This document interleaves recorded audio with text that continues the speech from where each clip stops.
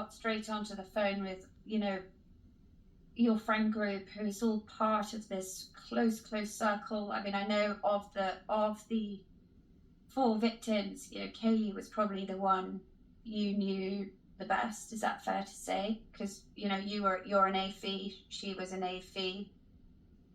It's a toss-up. I became so close with Xana. She was my rock, and that's how I became so close with Emily. So, I mean, I loved everybody in each different way, but yes, Kaylee was my sorority sister. I did live with her in the sorority house for 2 years, so we did get to know each other on a different level. But then once we moved out into our own apartments, I lived across the street from Xana, so I kind of gained a different relationship with Xana because I was over there 24 hours of the day. Like, I would go over there in the morning and come home at night. So at times I felt like I was an honorary Pi-Fi, an honorary roommate who was always over at Xana's house. So it's a toss-up between, who was I closer with, but I loved them all individually in different ways, for sure. Welcome back to my Mental Health and Crime channel. My name is Huda London. This is all my thoughts, my speculations, and my opinions. Everwood attended the same sorority as Kaylee. Yet again, it doesn't seem like they're that close. We've heard that Kaylee was having beef with her sororities. Something to do with money and bills.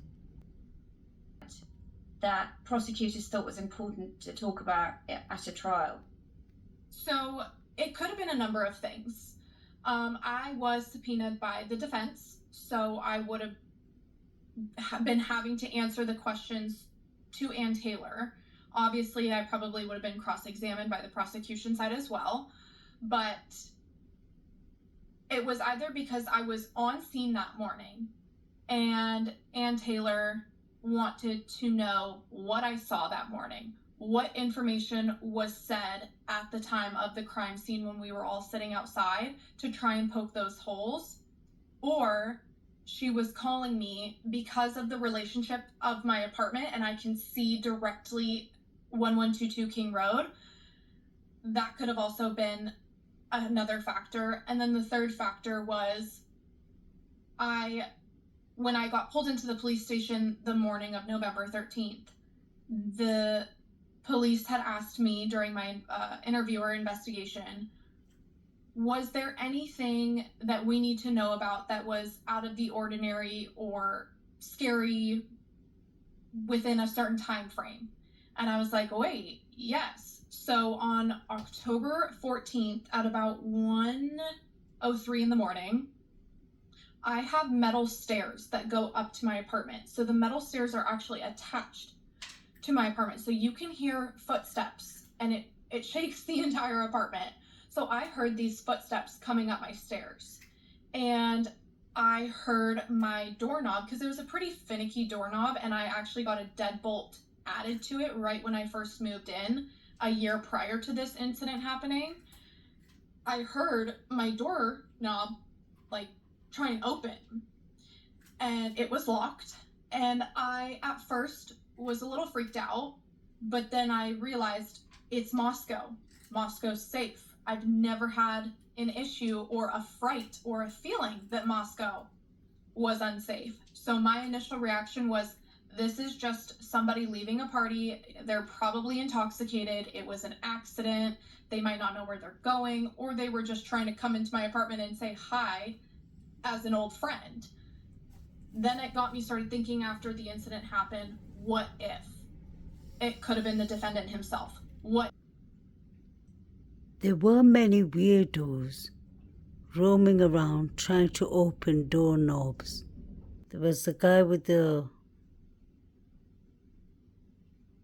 ski mask trying to open doorknobs in October 2022. Wonder if it's the same guy was trying to open Everwood's door. What is interesting is Eva lives right opposite 1122 King Road. I wonder why the police were so interested in asking Jack D to draw all the victims and the roommates' room and the names. That shows it has to be somebody who knows the house well.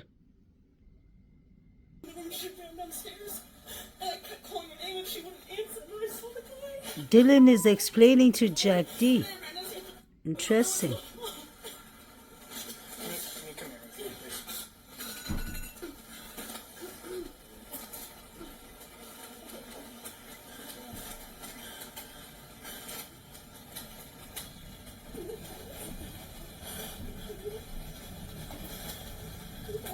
Fire 3170. Could you guys grab some blankets for all these people out here? No, just come over here with me, please.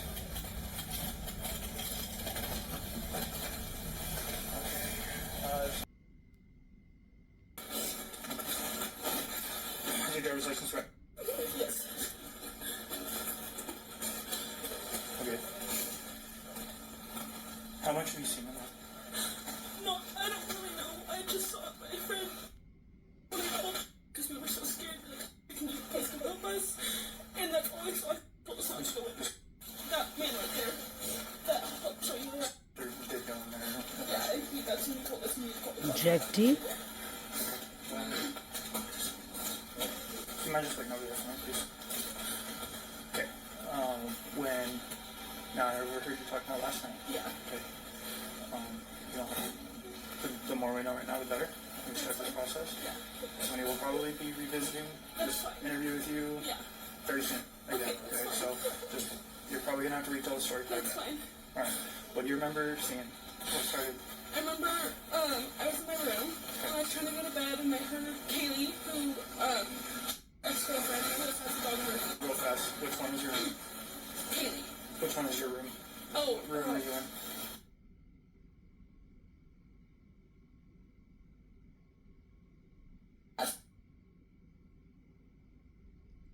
Why is she referring to Kaylee as his ex-girlfriend? She's your roommate too.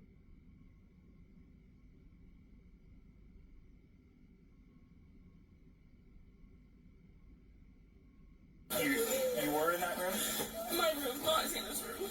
My room. And your room is this one right here? Next to the stairs. That one, Xana's room. Second floor room. Second floor. Okay. All I heard was I heard her go upstairs. Like, okay, I'm gonna go to sleep now because she's going upstairs. All You heard who go upstairs? Kaylee and the dog Murphy. And upstairs to the very top? Yeah, that's where her room is. And then all of a sudden I heard her walking up. I heard her scream, and she ran upstairs because she saw someone. That's what I'm pretty sure she said. Someone's here, and she screamed and just ran downstairs. And I called her name, but I jumped up and locked my door because I was so scared. And then I heard someone in the bathroom, and I heard her crying, and I heard some guy say that you're gonna be okay, I'm gonna help you. And I kept calling her name, but she wasn't answering. And then I opened the door for a second, and I saw this guy, and he was not insanely tall, but he was wearing all black and like this mask, which was covering his forehead and his mouth. And then I locked the door, and I called, and I didn't know what to do. This is at 4 Yeah, yes. And so I just ran down to You left here? I left my room down to she's that one with the white blinds at the very bottom. I ran down there and we talked, and we just locked the door. We didn't think anything of it. We're like, nothing happens in Moscow, so we just like tried to go to bed. And then we woke up, and it was weird because none of our roommates were up, and we called all of them. They were not waking up, and so like, this is weird. So I called and come over, and then that's when all this happened. And I didn't know what to do. This is at 4 Yeah, yes. Okay. And so I just ran down to You left here? I left my room down to she's that went with the white blinds at the very bottom. I ran down there and we talked, and we just locked the door. We didn't think anything of it. We're like, nothing happens in Moscow, so we just like tried to go to bed. And then And I, at first, was a little freaked out, but then I realized it's Moscow. Moscow's safe. I've never had an issue or a fright or a feeling that Moscow was unsafe. So my initial reaction was, this is just somebody leaving a party. They're probably intoxicated. It was an accident. They might not know where they're going, or they were just trying to come into my apartment and say hi as an old friend. XANA, okay. Ethan lives in there. He doesn't actually live here, but he's here like almost all the time. There's a male that lives here, and He doesn't actually live here. He's in the Louisiana, I believe. he's in there right now. But he doesn't live here, but he's here a lot. And then there's Maddie, Morgan, and Keely up top. I don't know where they're at though. Maddie, Morgan, and Maddie Mogan. Yeah. And who? Kaylee Gonzalez. She's the girl that I was talking about, Kaylee, who I just heard her go upstairs and bring that back down the stairs. Okay. And the guy that lives here, his name is what? Or he's usually... Ethan. Chapman. And you knew he was here this morning? No, I didn't know. I had no idea he was here. Okay. Alright, describe the guy that you saw. I don't think he was a little bit taller than me. And, I couldn't really see much of him, but I'm almost positive he was wearing a full black outfit. And he had this mask that was just over his forehead and over his mouth, and he didn't say anything to me, like at all. I just shut the door and locked it, because I didn't know what to do. And I think he went out like the sliding door in the kitchen that goes out to the backyard. Okay. And then I didn't know anything else, so I called, and I was like, I just need to come downstairs and find you, because I don't know where anyone else is. And I called Maddie, I called Dana, I called Kaylee, no one would answer. Okay. Alright. Regina, do you know how old she is? She's 20. Is she in our house? Yeah, not anymore. Okay. Is she a student at Eli? Yes. Do you have any contact information for her parents? No, It's okay. Well, we can get that eventually. Her dad's name. And then Ethan. E-T-H-A-N. And Chapin, Chapin. What's this? She's saying this one's on the floor. There's a guy, black mask, was in there. She didn't recognize him. She heard her screaming upstairs. She got scared, locked herself in the room. And then the screaming all stopped. She's pretty sure this masked person went out that back. And right now, I'm getting all the information. She knows the two girls are out there. I haven't told her who's deceased or anything like that. They just have 4 people down there on 10th floor. And DM never mentions bushy eyebrows. who's dog?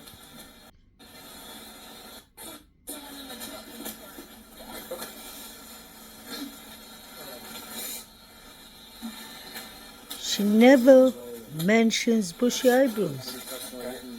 So was that in a second interview or third interview? They gave her time to make up things. Okay, how old is Ethan? There's a door downstairs next to the bathroom that's got a padlock on or a lock on it. We don't know. That is Ashton Couch's room. Who has access to that room? Ashton Couch. Okay. So it's not something you guys normally No, we have no idea what it is. It's strange. Why didn't they break down the door? I believe he just turned 20. And it's Chapin, C-H-A-P-I-N? Yes, I believe. Okay. So if they couldn't get access to the room on the first floor next to Bethany Funke's room, why didn't they just ask the court for permission and break it? It's supposed to be a crime scene. They never went inside that room. DM never mentions bushy eyebrows. So when did she come with that description? Is it later And if that is the case, then I can understand where she got the description from.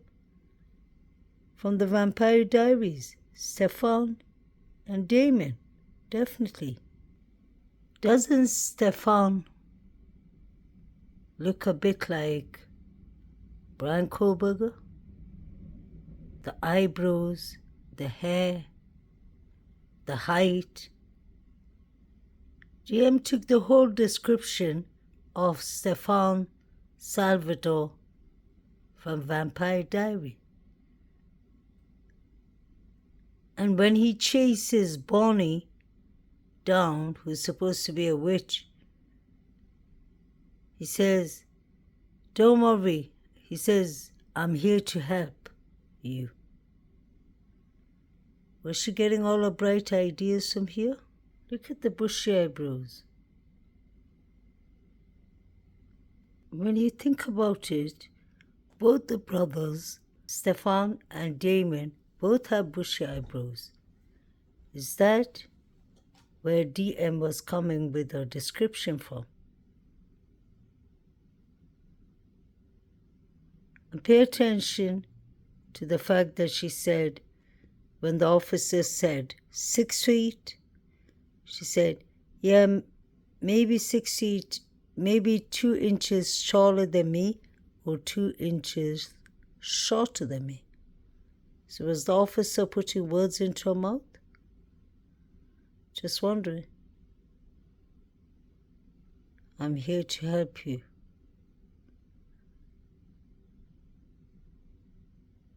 Now her GoFundMe has gone up to over 110,000. I really believe this is where she came with the bushy eyebrows from. Let me know what you think. Kohlberger's eyebrows ain't that bushy either. But he could look like Stefan Salvador.